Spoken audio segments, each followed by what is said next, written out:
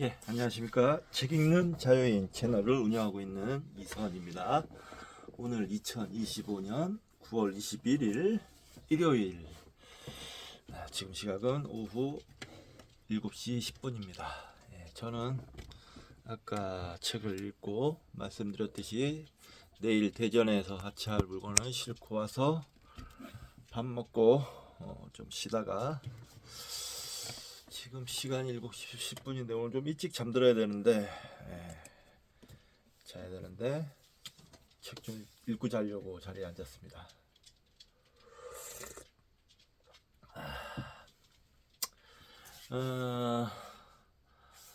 오늘 장염 때문에 지금 계속 좀 기운이 없어요.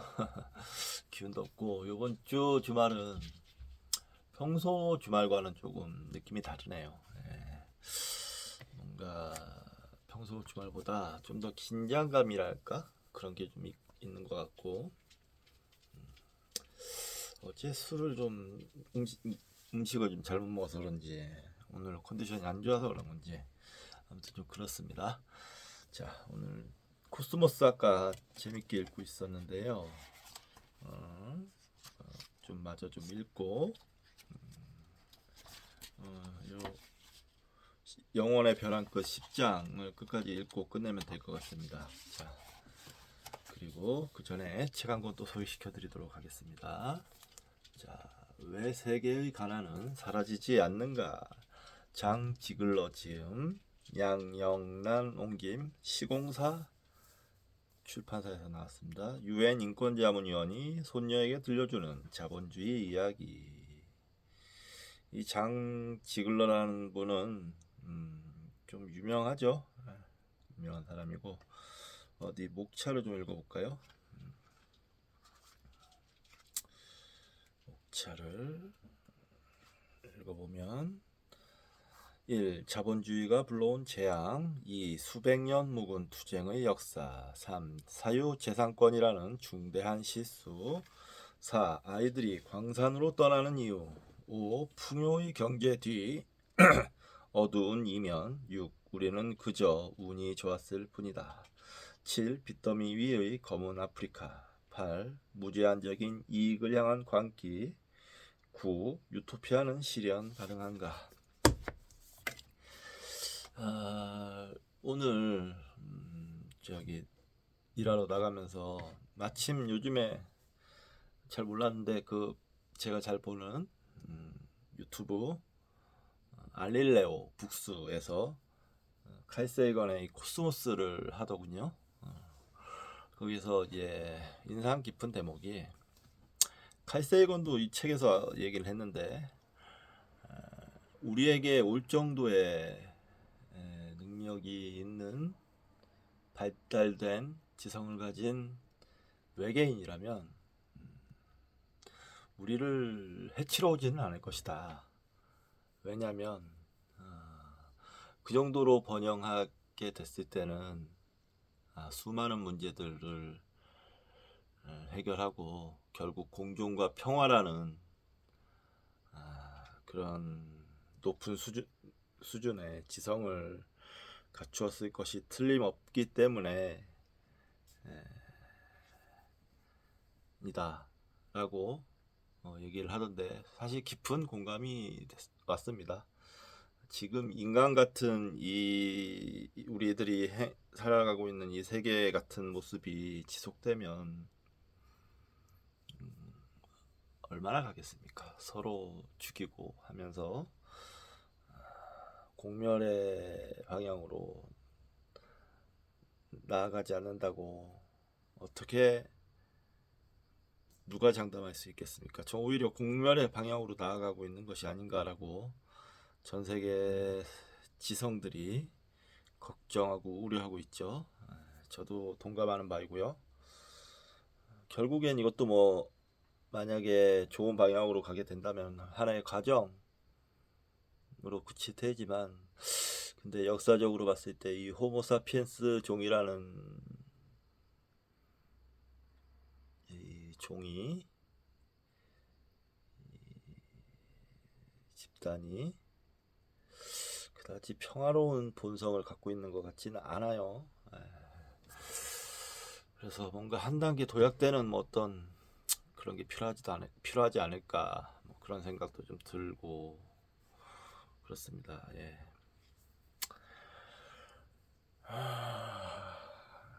사실 세계 정세나 뭐 이런 거 보면 지금 우울하죠.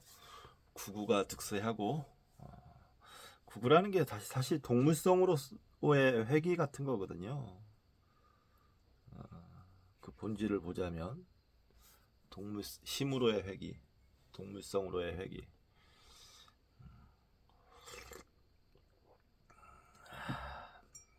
줄 세우기, 계층 나누기, 차별하고. 과연 우리가 이 암울한 시대를 잘 넘어가서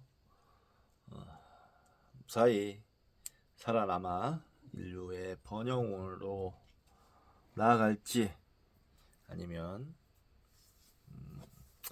이 생물학적 한계를 극복하지 못하고 공멸의 방향으로 나아가서 멸망을 맞이하게 될지 걱정이 되는 바입니다. 예. 자, 518쪽 갈세건의 코스모스. 아까 재밌게 읽고 있었습니다. 우리 뭐 아까 전에 중요한 내용을 체크를 했는데 좀 거기부터 다시 읽겠습니다.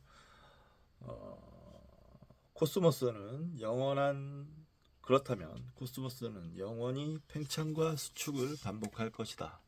수축과 팽창의 새로운 주기가 열릴 때마다 새롭게 태어나는 코스모스, 그것은 바로 인도 신화가 우리에게 가르쳐준 우주의 실상이다. 우리가 살고 있는 코스모스가 바로 그렇게 진동하는 우주라면 대폭발은 우주 창조의 순간으로 볼 수 있지만 동시에 이전 우주가 완전히 파괴되는 최후의 순간으로 볼 수도 있다.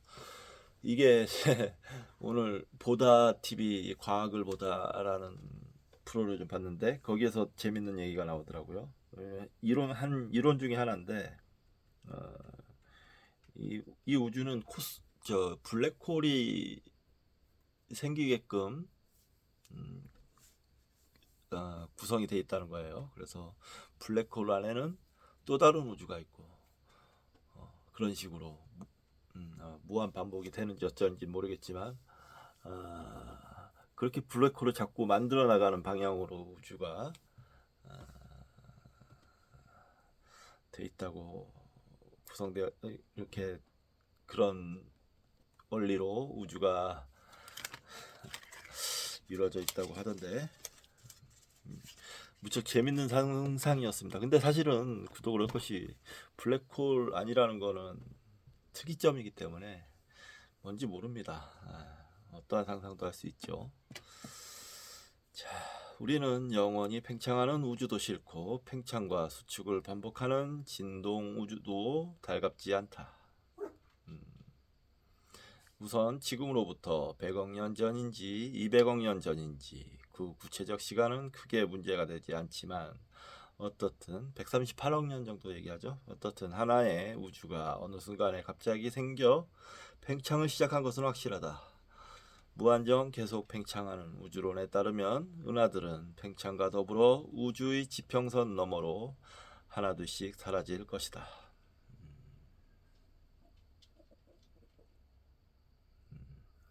그러다가 은하의 지평선 안에 끝까지 남아있던 마지막 은하마저 지평선 너머로 사라지고 나면 홀로 남은 은하는 우주적 고독을 혼자 참아내야 한다. 이렇게 되면 지구상에 살던 외계 은하 연구자들의 일거리가 없어진다. 어디 그뿐인가? 별들은 차갑게 식어 모두 죽고 물질은 모조리 소립자의 상태로 돌아간다. 결국 소립자들만이 흐릿하게 분포하는 아주 재미없고 적막한 세상이 도래한다. 이것이 영원히 팽창하는 우주가 맞이할 최후의 운명인 것이다. 그렇다면 진동 우주의 운명은 어떻게 되는가? 진동 우주에서 코스모스는 시작도 없고 끝도 없으며 끝없이 반복되는 생과 멸의 중간에 자리할 뿐이다. 한 주기가 끝나고 다음 주기로 넘어갈 때 앞의 코스모스에서 다음 코스모스로 어떠한 정보도 흘러 들어가지 못한다. 전생 우주에 있던 은하, 별, 행성, 생물 그리고 문명이 후생 우주가 태어나는 대폭발의 특이점을 넘지 못하고 모두 사라지고 만다.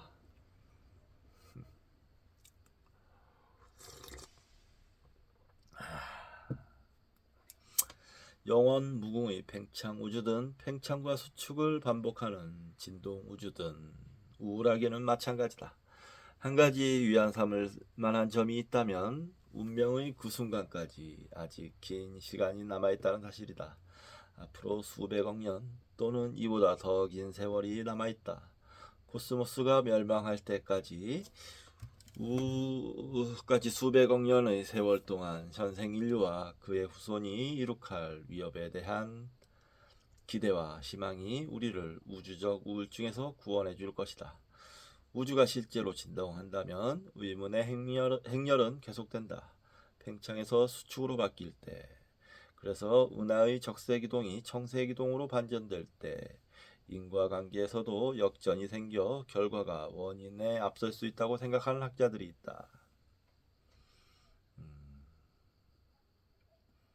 영화도 있습니다. 영화도 갑자기 공간이 팽창하던 공간이 수축하면서 시간이 거꾸로 돌아가요. 재밌었어요.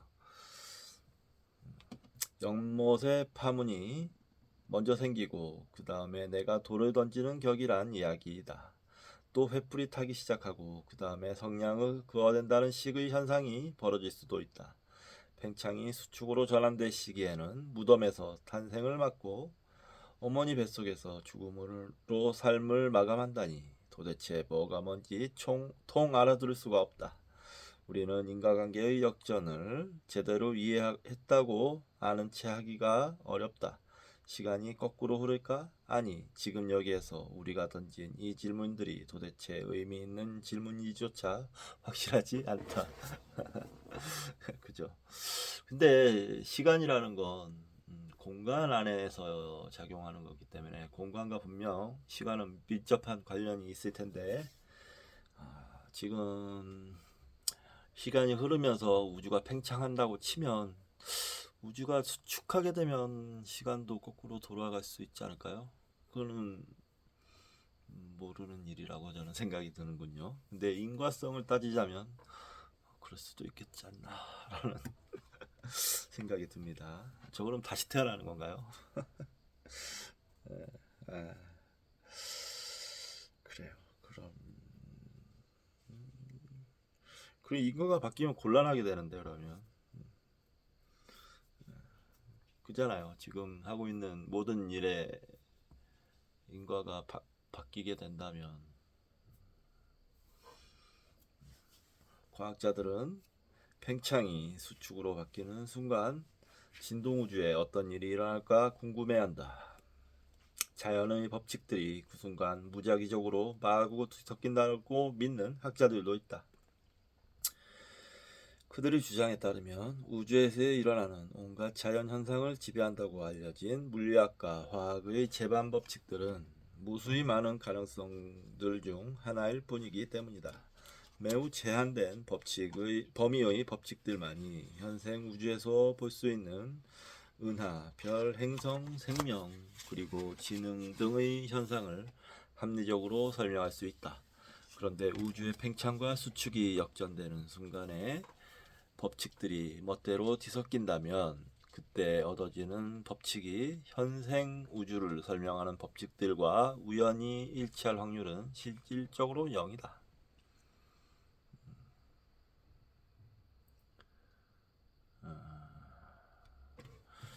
주표시가 있는데요. 그러니까 전생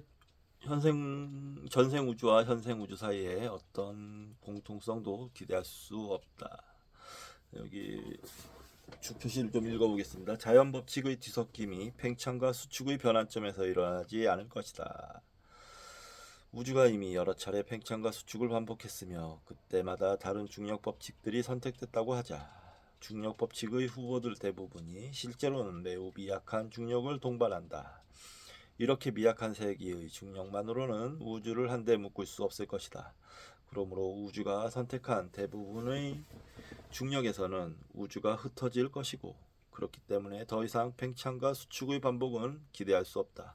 결과적으로 중력 법칙의 새로운 후보가 채택될 가능성이 자동적으로 배제된다. 그러므로 우리는 다음과 같은 결론에 도달한다. 우주가 유한한 기간 동안만 존속하든가 팽창 수축의 매 주기마다 자연은 제한된 극히 일부의 법칙들만 선택할 것이다. 그렇다면 팽창이 수축으로 반전되는 순간에 일어나는 자연 법칙의 뒤섞임이 완전히 제멋대로일 수는 없다. 후보 법칙들에서 선택이 이루어질 때 모종의 규칙이 준수되어야 할 것이다. 어떤 법칙은 선택되고 어떤 것은 선택돼서는 안 되고 하는 식의 제한 조건들이 있을 것이란 말이다. 법칙 선택의 법칙은 기존 물리학을 뛰어넘는 새로운 물리학으로 우리에게 다가올 것이다. 이 지경에 이르면 인간의 언어는 빛을 잃는다. 새로운 물리학에 붙일 적당한 이름을 찾기 어렵다. 파라물리이니 메타물리니 하는 이름들은 여기서 요구되는 의미와는 전혀 다른 뜻으로 사용되고 있다. 그렇다면 초월물리라는 표현은 어떨까?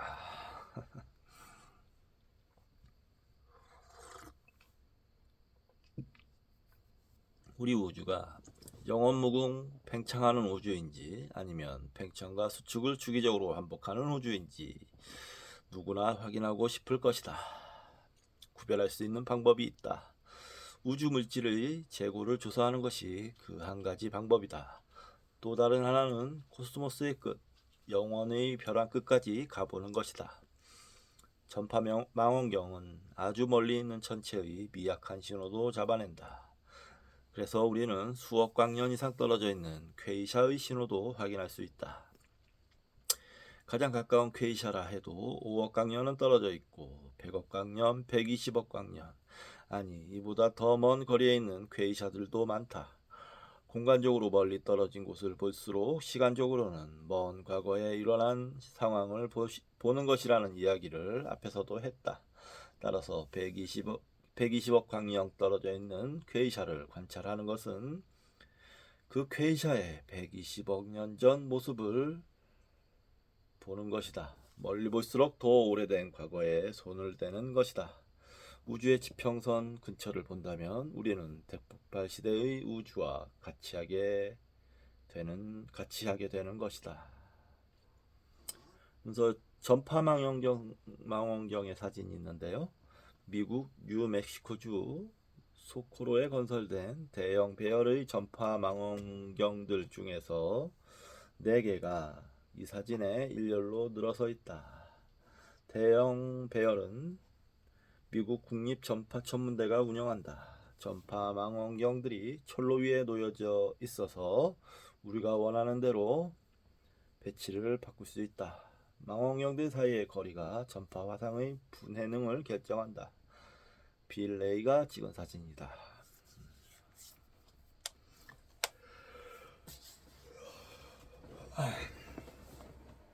대형 배열은 27대의 전파 망원경으로 구성된 전파 간섭계로서 뉴멕시코주의 오지에 설치되어 있다. 개별 망원경이 수신하는 전파 신호의 위상을 모두 고려해서 망원경의 배열을 미리 결정하고 관측을 시작한다. 구성 망원경들을 전선으로 연결하여 각 망원경으로 들어오는 신호의 세기와 위상을 합성함으로써 망원경 27대가 하나의 망원경과 같이 작동하도록 고안됐다. 가장 먼 두 안테나의 거리가 합성 망원경의 지름에 해당한다. 그러므로 대형 배열은 지름이 수십 킬로미터에 이르는 거대한 전파 망원경이라고 생각해도 좋다. 따라서 대형 배열은 가시광선 대역을 분석하는 광학 망원경처럼 전파 대역의 자잘한 스펙트럼을 상세하게 분석할 수 있는 지상 최대의 전파 망원경이다. 어떤 전파 망원경은 지구의 반대편에 있는 다른 전파 망원경과 연결하여 사용하기도 한다. 그러면 지구의 지름을 온통 기선으로 사용할 수 있으니까 지구만한 크기의 전파 망원경이 탄생하는 시대입니다. 앞으로는 전파 망원경들을 지구 궤도에 올려놓을 수 있게 될 터인데, 그때가 오면 우리는 그 크기가 내 행성계만 한 전파 망원경을 가질 수 있다. 이 정도의 전파 망원경 배열이면 퀘이사의 내부 구조와 정체도 밝혀낼 수 있을 것이다. 행성 궤도상에 전파 망원경 배열이 구축되면 표준 초회 구실을 할 퀘이사가 정해진다. 그러면 우리는 적색 이동을 측정하지 않고도 퀘이사까지의 거리를 직접 알아낼 수 있게 된다. 가장 멀리 떨어져 있다고 추정되는 퀘이사들의 거리를 정확히 알아내면 우리는 우주의 팽창 속도가 수십억 년 전에는 현재보다 빨랐다가 점점 느려졌는지, 아니면 우주가 앞으로 팽창을 멈추고 수축할 것인지 등을 판가름할 수 있을 것이다. 지금은 대단히 빠른 속도로 팽창하고 있다고 알려져 있죠. 아직도 빛보다 빠른 속도로 팽창한다던가, 자세히는 모르겠습니다만 팽창하고 있다고 합니다. 네. 현대 천문학에서 사용하는 전파 망원경들은 아주 높은 수신 감도를 자랑한다. 요즘의 전파 망원경이 검출하는 먼 퀘이사의 전파 신호는 천조분의 1와트이다. 즉 현대 천문학의 기술은 10의 마이너스 15승 와트의 미약한 신호도 하늘에서 잡아낸다는 말이다. 이것이 얼마나 작은 신호인지는 지구에 있는 모든 전파 망원경들이 여지껏 검출한 우주 전파 신호의 에너지를 모두 합해도 눈 조각 하나가 지표를 때릴 때 발생하는 에너지보다 적다는 사실로 쉽게 짐작할 수 있을 것이다.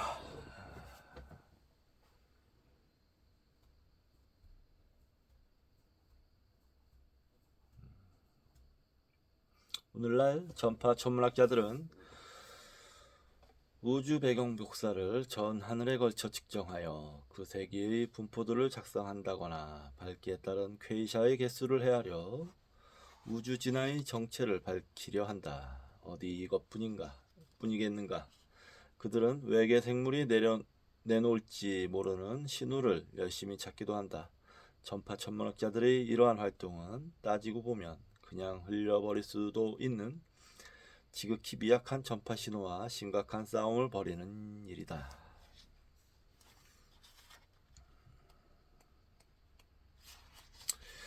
고온의 물질, 특히 별의 대기층에 있는 물질은 사람의 눈이 식별할 수 있는 빛을 내놓는다. 그러나 주로 은하의 외곽부에 있는 저온의 성간기체와 성간티끌은 가시광선을 방출하지 않기 때문에 우리 눈에 쉽게 띄지 않는다. 대신에 전파대학에서 전자기파를 방출한다. 그러므로 우주론적 신비를 캐내려면 통상의 광학 망원경이 아니라 대륙간 전파 망원경 배열과 같은 초대형의 연구시설이 필요하다. X선 대역도 외계 은하와 우주론 연구에 중요한 역할을 한다. 인공위성에 실린 X선 망원경으로 하늘을 관측했더니 은하와 은하 사이에서 강력한 X선 복사가 검출됐다. 처음에는 은하 간 물질로 존재하는 고온의 수소가스가 이 X선 복사의 원천이라고 생각했다. 그것이 정말 수소라면 그때까지 관측되지 않은 막대한 양의 그 수소는 코스모스의 팽창을 막기에 충분한 것이었다. 학자들은 그것을 우리가 진동 우주에 갇혀 있다는 증거로 받아들였다.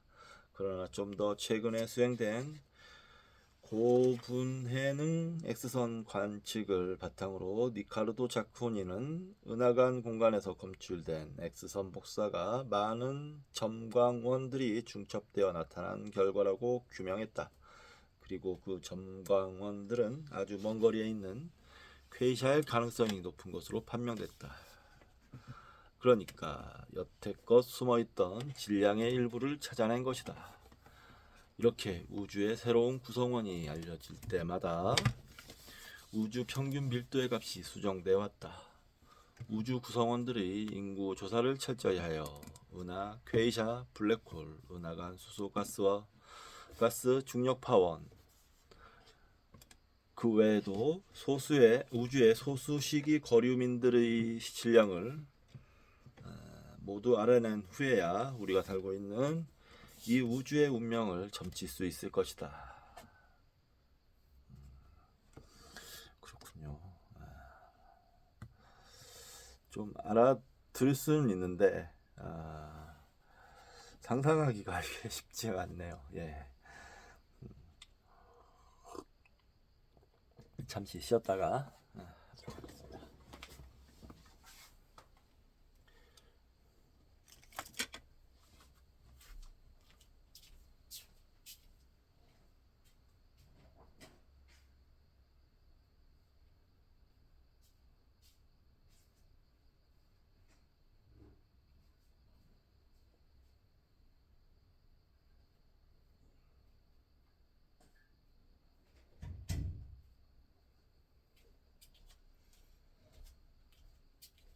정준아, 똥꼬야. 정준아, 정준아.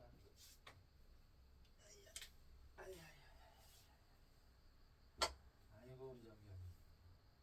너도 설사했어? 배 아파? 정준아.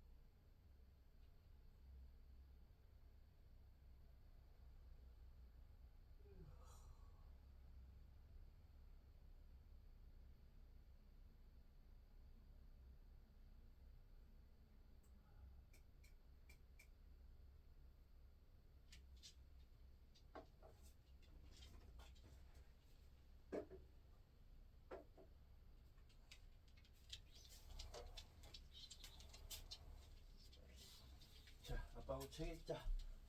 자.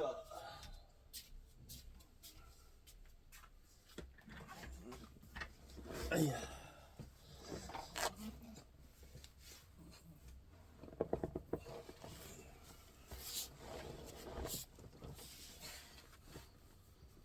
정리해 앉아.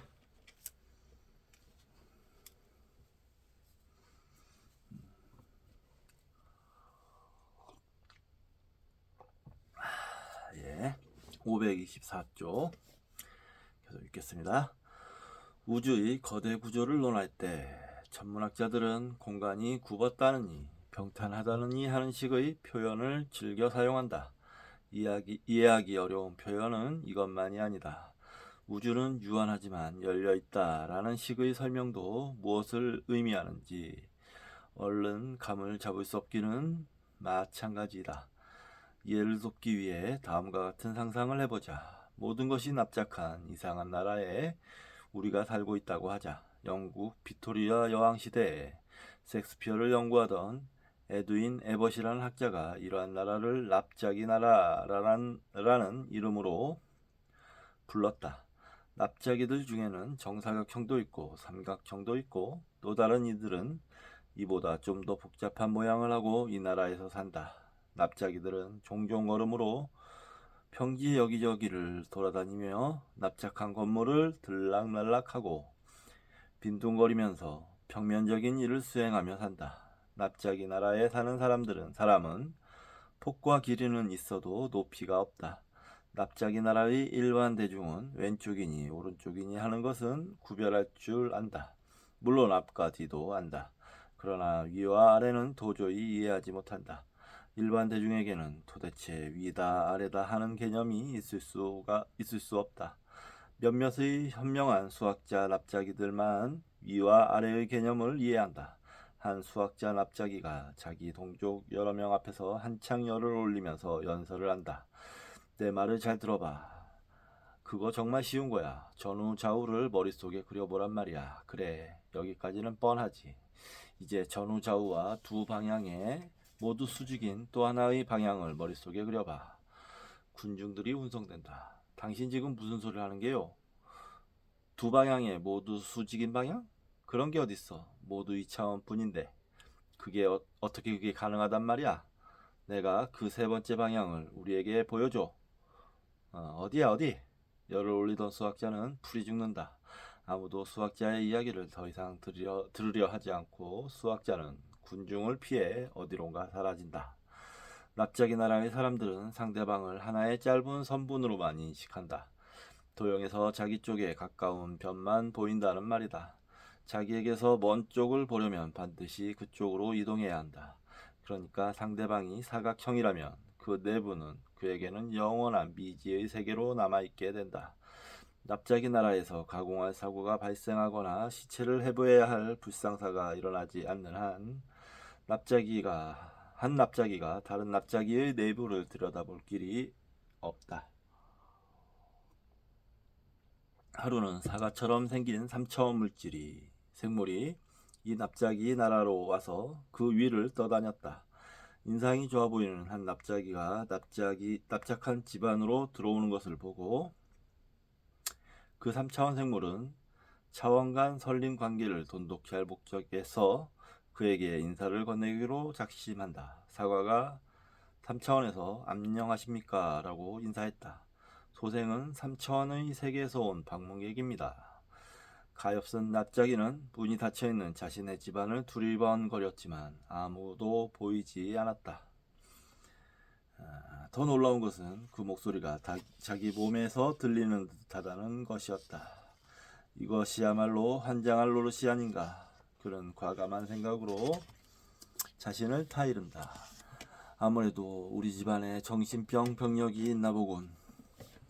자기를 환각 증세로밖에 알아주지 않자 분이 난 사과는 3차원에서 내려와 납작이 나라로 들어갔다. 여기서 우리 잠깐 생각을 가다듬어 보자. 3차원 개체는 2차원 나라에 온전히 존재할 수가 없다. 자신의 일부만 2차원 나라에 밀어넣을 수 있을 뿐이다. 납작이들에게는 납작이 나라의 평면과 접촉하는 단면만 보인다는 말이다. 납작이 나라로 미끄러져 내려가는 3차원 생물은 납작이들에게 처음에는 점으로 보이다가 그 점이 점차 커지는 것처럼 보일 것이고 결국에 가서는 원 비슷한 모양으로 인식될 것이다. 납작이의 관점에서는 모양이 계속 변하는 묘한 녀석이 난데없이 나타난 것이다. 인사를 했지만 퇴짜를 맞아 불쾌해진 데다 납작이들의 아둔함에 화가 날 대로 난 사과가 정사각형의 납작이를 쿵 하고 들이받았다. 그 납작이는 붕 하고 위로 뜨면서 한 바퀴 빙 돌아 그에게는 영원한 미지의 세계였던 3차원 세계로 진입했다. 납작이는 도대체 뭔 일이 일어났는지 알 수가 없었다. 자신의 경험 세계와는 모든 것이 너무나 달랐기 때문이다. 이윽고 사각형의 납작이는 자신이 납작이 나라를 내려다보고 있음을 깨달았다. 그는 닫힌 방의 내부를 들여다보며 동료 납작이들을 꿰뚫어 볼 수도 있었다. 납작이는 자신이 속해 있던 우주를 아주 효과적으로 투시할 수 있는 절묘한 방향에서 바라보고 있었던 것이다. 자신이 속해 있지 않던 차원으로의 이동은 그에게 잠시나마 일종의 X선 투시 능력을 제공했던 것이다. 마른 잎이 나무에서 떨어지듯 사각형의 납작이는 천천히 납작이 나라의 표면으로 내려앉았다. 그가 겪은 에피소드가 그의 동료들에게는 불가사의일 뿐이었다. 그가 닫힌 방에서 어디론가 지도새도 모르게 사라졌다가 어딘지 알 수 없는 곳으로 다시 나타났으니 말이다. 하느님 맙소사. 도대체 어떻게 된 거야? 친구들이 그에게 물었다. 글쎄 저 위를 다녀온 것 같아 하고 얼떨결에 대답하는 그를 보고 친구들은 그의 옆면을 다독이며 달랬다. 너희 집안 사람들에게 환각 증세가 좀 있다고들 하지 않던? 이러한 차원을 바꾸기를 2차원과 3차원으로 제한할 필요는 없다. 에벗의 선례를 따라서 우리는 2차원의 세계를 머릿속에 그려볼 수 있다. 1차원의 세계에서는 모두가 선분이다. 0차원의 마술 세계도 상상할 수 있다. 거기서는 모두가 점이다. 차원을 이렇게 낮춰가기보다 높여가는 여행을 하면 더 재미있다. 그런데 4차원은 실제할 수 있는 것인가?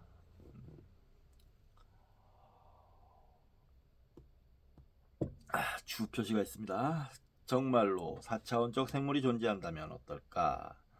4차원에서의 실체인 그는 우리 3차원 세계에 마음대로 나타나서 누구에게도 보이지 않다가 또 자신의 모습에 주목할 만한 변화를 주기도 하고 마음만 먹으면 우리를 밀폐된 방에서 밖으로 잡아 끌어내기도 하고 또 아무도 알 수 없는 곳으로부터 다시 불러들여 실체를 부여할 수도 있을 것이다. 우리의 안팎이 뒤집혀질 수도 있다. 하지만 예를 들자 창자와 온갖 장기가 외부로 나와 전 우주에 흩어지고 그 대신 벌겋게 빛을 발하는 은하간 물질, 은하, 행성 그 외의 온갖 전체들이 내부에 들어앉는 것이다. 하지만 내가 아무리 차원간 여행을 간절히 원한다고 하더라도 이런 식이라면 정중히 사양하겠다.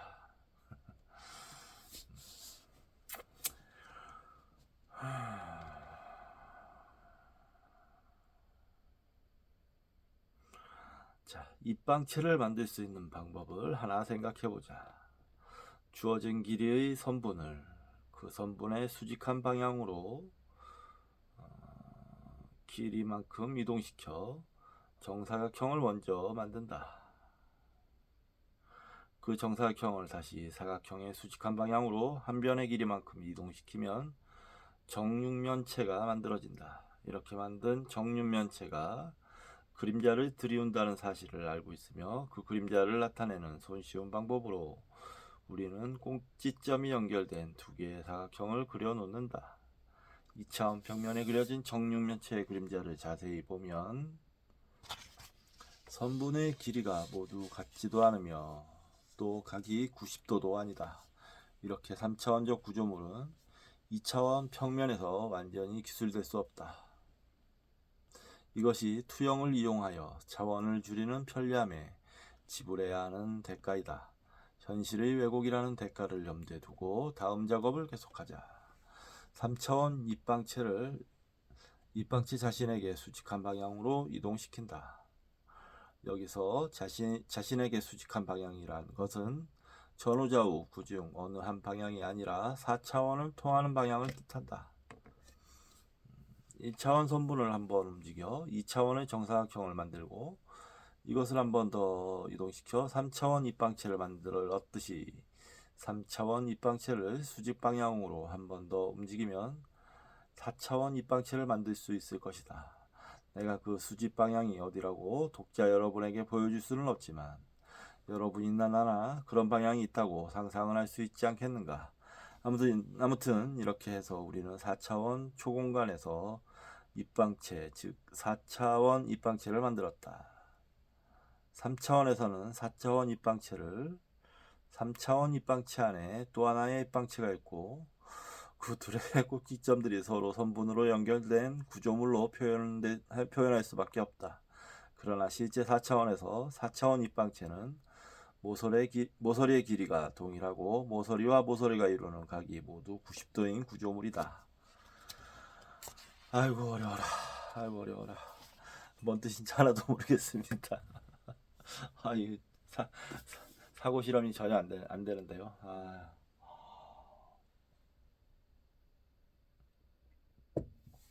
여기 납작이 나라와 같은 우주가 하나 있다고 상상해보자. 납작이 나라의 주민들에게는 알려지지 않은 사실이지만 2차원적 우주는 3차원적으로 구부러져 있다. 납작이들이 자기가 사는 곳에서 다른 장소로 여행한다 해도 두 장소 사이의 거리가 특별히 멀지 않다면 자기 나라가 구부러진 줄 전혀 깨닫지 못할 것이다. 그러나 어느 납작이가 제 딴의 직선이라고 생각하는 길을 따라 아주 멀리 이동한다면 그는 이상한 현상 하나를 발견하게 될 것이다. 그것은 여행 중에 어떤 경계를 만난 적도 없고 가던 방향을 바꿔서 되돌아 걷지도 않았는데 출발점에 다시 돌아와 있는 자신을 발견하게 되는 것이다.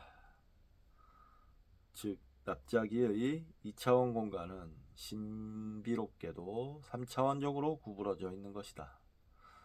그가 제3의 차원을 상상하지 못해도 3차원의 존재를 받아들이지 않을 수 없는 이유가 여기에 있다. 이제 납작이의 이야기에 나오는 차원을 하나씩만 높여보라. 그러면 납작이의 고민이 바로 우리의 고민이 된다.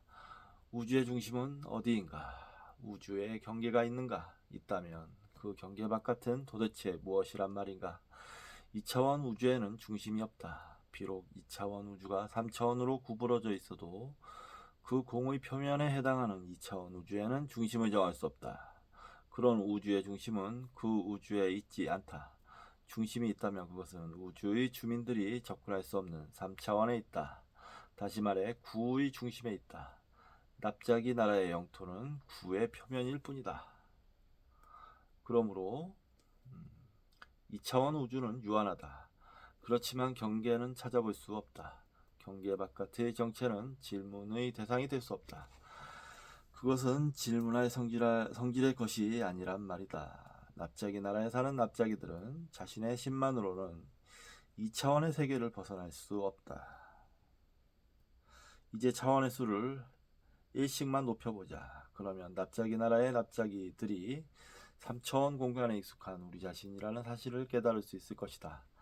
4차원적 시체인 초구체는 중심도 경계도 없다. 그래서 그 경계의 바깥이란 것은 애당초 없는 것이다. 그렇다면 왜 은하들이 우리로부터 달아나는 것 같이 보이는지 이해할 수 있다. 한 점에서부터 시작한 초구체가 4차원 풍선이 부풀듯이 팽창하면서 우주의 공간이 순간순간 더 만들어진다. 팽창이 시작되고 얼마쯤 지나자 은하들이 만들어졌고 만들어진 은하들은 초구체의 표면에서 초구체의 팽창과 더불어 움직인다. 각각의 은하에는 천문학자들이 살고 있을 터이고 천문학자들의 관측하는 빛도 초구체의 구분 표면을 따라서 초구체와 같이 움직인다. 초구체가 팽창함에 따라 어떤 은하의 천문학자는 다른 은하들이 자기로부터 멀어지고 있다고 생각할 것이다. 그러므로 그 어디에도 우주의 기준 좌표계라는 특별한 지위를 부여할 수 없다. 주 표시가 있습니다. 우주의 등방성은 관측자의 위치와 무관하게 성립한다. 우주는 그 어느 곳에서 보든 그 어느 방향으로 보든 대국적으로 같은 모습이라는 뜻이다. 우주 등방성은 조르다노 브루노가 제일 먼저 주장했다고 한다. 이게 저는 잘 이해가 안 가는 부분이에요. 우주는 모두 어느 곳에서 보든 같다. 그러니까 빅뱅의 기원은 바로 여기다. 이게 쫙 퍼진 거니까. 그게 근데 머릿속으로 잘 이해가 안 되더라고요. 어려운 문제인 것 같아요. 멀리 있는 은하일수록 빨리 후퇴하는 것처럼 보인다. 은하들이 공간에 붙박혀 있는데 공간이라는 이름의 그 천은 모든 방향으로 늘어나는 중이다. 그렇다면 여러분은 우리가 사는 이 우주에서 대폭발이 일어난 곳은 어디입니까? 라는 질문에 뭐라고 답할 수 있을까? 여러분은 이제 우주 도처라고 답할 수 있을 것이다. 그러니까 이거죠. 우주가 팽창을 멈출 만큼 충분한 질량을 갖고 있지 않다면 우리가 살고 있는 우주는 열린 구분 공간이다. 열린 구분 공간의 3차원적 비유로 말 한 장 표현이 자주 이용된다. 말 한 장은 구부러져 있고 무한히 뻗어나갈 수 있는 표면이다. 충분한 질량의 물질이 있다면 우주는 닫힌 구분 공간이다. 3차원으로 낮춰서 생각하면 통상의 구루에 비유될 수 있다. 닫힌 우주에서는 빛이 갇혀 있다. 1920년대 관측 천문학자들이 M31 반대쪽 먼 곳에서 나선 은하 한 쌍을 봤다. 이때 사람들은 이 두 은하가 은하수 은하와 M31의 반대 방향에서 보고 있는 것이 아닌가 하고 의심한 적이 있다. 다시 말해 자신의 뒤통수를 자기가 보고 있다는 이야기다. 빛이 우주에 갇혀 있으면 내 뒤통수를 떠난 빛이 우주를 한 바퀴 돌아서 나의 정면에 다시 나타날 수 있다. 오늘날 우리가 알고 있는 우주의 크기는 1920년대에 상상했던 것보다는 훨씬 커서 빛이 우주를 한 바퀴 돌아오려면 우주의 현재 나이보다 더 긴 시간이 필요한 것으로 판명됐다. 게다가 은하들의 나이가 우주의 나이보다 짧다. 그렇다고 해서 닫힌 우주의 이야기가 여기서 그냥 끝나지는 않는다. 우주가 닫혀있기 때문에 빛이 우주를 빠져나갈 수 없다면 그것이 바로 블랙홀이 아니고 무엇이란 말인가? 블랙홀 안의 상황이 어떤지 궁금한가? 그렇다면 자신의 주위를 돌아보면 된다. 앞에서 우리는 벌레구멍, 즉 웜홀의 존재 가능성을 언급했다. 벌레구멍이라는 아이디어는 블랙홀을 통하면 실제로 움직여 가지 않고도 이 지점에서 저 지점으로 직접 이동할 수 있다는 생각에 기초한 것이다. 그러니까 웜홀은 4차원을 관통하는 통로인 셈이다. 우리는 웜홀의 존재 여부를 모른다. 그렇지만 웜홀이 실제로 존재한다면 그것들은 우리 우주의 어떤 곳과 반드시 연결되어 있지 않겠는가? 한 발 더 나아가서 벌레구멍이 한 우주와 다른 우주를 연결할 수도 있다. 통상적으로 두 개의 우주는 상대방의 존재를 알아챌 수 없도록 서로의 지평선 너머에 떨어져 있지만 둘 사이의 정보 교환은 벌레구멍을 통해 이루어질 수도 있다. 어떻든 여러 개의 우주들이 있을 수 있다. 어쩌면 한 우주가 다른 우주를 감싸고 있을 수도 있다. 나는 여기서 인간이 이제껏 이룩해놓은 과학과 종교를 통틀어서 가장 멋진 아이디어를 하나 이야기하고 싶다. 그 아이디어는 심장 박동에 박차를 가할 만큼 생소하고 등골이 오싹하게 우리를 떨게 하며 온몸에 묘한 전율을 자아내기에 충분하다. 그렇지만 단 한 번도 검증된 적이 없고 어쩌면 영원히 검증될 수도 없는 성질의 것인지 모른다. 그것은 우주들이 끝없이 이어지는 계층 구조를 이루고 있다는 것이다. 이 아이디어에 따르면 전자 같은 소립자도 그 나름의 닫힌 우주이다. 그 안에 그 나름의 은하들이 우글거리는가 하면 은하보다 작은 구조물들도 있고 또 그들의 세계에 맞는 소립자들이 존재한다. 어디 그뿐인가? 이 소립자들 하나하나도 역시 또 하나의 우주이다. 이 계층 구조는 한없이 아래로 내려간다. 우주들의 계층 구조가 이렇게 아래로만 연결되리라는 법도 없다. 위로도 끊임없이 연결된다. 우리에게 익숙한 은하, 별, 행성, 사람으로 구성된 이 우주도 바로 한 단계 위의 우주에서 보면 하나의 소립자에 불과할 수 있다. 이러한 계층 구조는 무한히 계속된다. 내 사고의 흐름을 절벽 같은 것이 가로막고 있는 듯하다. 힌두교의 우주론은 영원히 순환하는 우주를 우리에게 가르친다. 앞에서 이야기한 우주들의 계층 구조라는 아이디어야말로 힌두교의 우주관을 뛰어넘는 유일한 대안이라고 나는 생각한다. 우리 우주 외의 또 다른 우주들이 있다면 그 우주를 지배하는 자연 법칙은 우리의 것과는 별도의 체계를 이룰까? 그 우주도 은하와 별과 사람과 사람들이 같이 하는 세상을 갖고 있다면 이 모든 것들이 우리 우주의 그것들과는 과연 어떻게 다를까? 그 우주의 사람은 우리와 다른 구조와 형태의 생물일까? 아니면 비슷한 생물일까? 그들의 세계에 진입하려면 어떻든 4차원으로 길을 내야 할 것이다. 그 길은 쉽게 열리지는 않을 것이다. 하지만 블랙홀이 우리를 그 길로 데려가 줄 수 있을지도 모른다. 태양계 근처에 작은 블랙홀들이 존재하지 말라는 법도 없다. 자, 이제 영원의 벼랑 끝에 서서 정들었던 이 우주와 헤어져 저 우주로 뛰어들 채비를 해보자. 아이고 참말로. 아니 어이가 없어서 웃는 게 아니고 이 상상력 폭발, 정말 대단하다고 생각합니다. 그럴 수 있죠. 어떤 예전에 만화였던 것 같은데, 어떤 만화에서 원자를 계속 쪼개니까 거기에서 우주를 발견하는 내용의 만화가 있긴 있었어요. 제 어렸을 때 봤던 만화인데, 학생 시절에 실제로 그런 연구들도 있다고 하던데,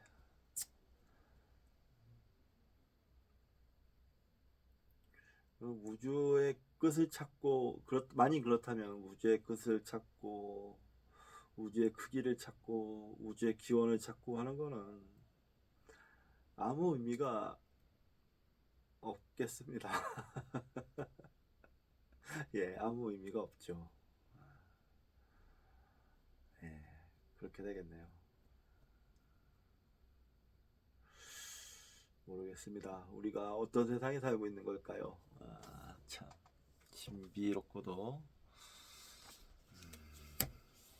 궁금하기도 하고,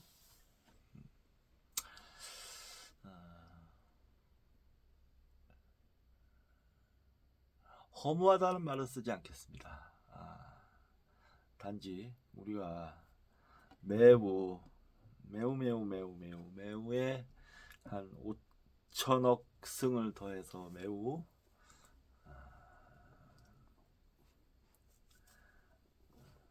미물이구나 라는 생각도 하고, 또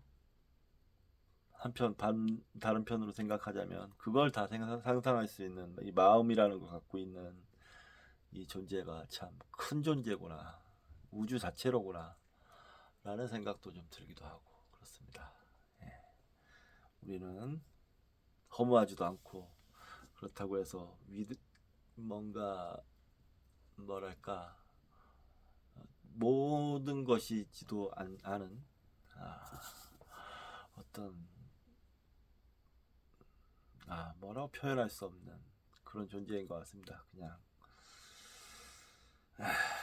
참, 네, 뜻깊은 한 장이었네요. 예, 굉장히 어렵다가 훅 치고 들어오고 그런 식이었어요. 이제 10장까지 읽었는데 11, 12, 13 11, 12, 13 3장이 남았습니다. 페이지 수로는 약 160페이지 정도가 남은 것 같은데 이 벽돌책을 완독할 날이 얼마 남지 않았네요. 이 책 빨리 읽고 이 물리학 전체학 좀 더 다음번에 쉬운 책으로 고르기로 하고 천문학 물리학에 대해서 좀 더 쉬운 책이 있으면 좀 봤으면 좋겠네요. 코스모스는 이 유명세에 비해서는 굉장히 어렵습니다. 사실상. 예. 자, 오늘 여기까지만 하고 저는 빨리 잠자리에 들어야 될 것 같습니다. 내일 4시에 일어나야 되기 때문에. 자, 그럼 여기서 마치도록 하겠습니다. 감사합니다.